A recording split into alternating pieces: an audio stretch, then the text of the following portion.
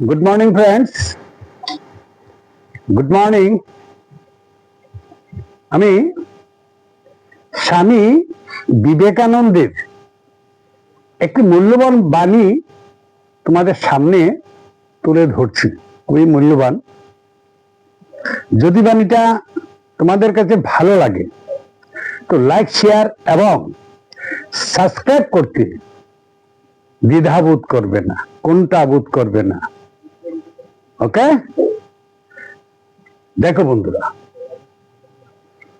স্বামী বিবেকানন্দের একটি মূল্যবান বাণী।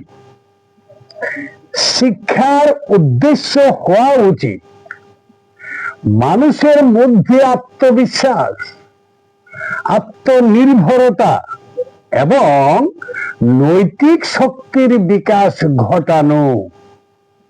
কি বলেছেন স্বামীজি?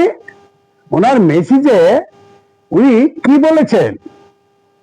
আবার পড়ছি, শিক্ষার উদ্দেশ্য হওয়া উচিত মানুষের মধ্যে আত্মবিশ্বাস, আত্মনির্ভরতা এবং নৈতিক শক্তির বিকাশ ঘটানো।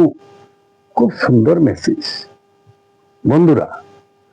এই মেসেজটা যদি ভালো লাগে লাইক, শেয়ার, কমেন্ট করতে বা সাবস্ক্রাইব করতে ভুল করবে না। Okay, thank you so much everyone.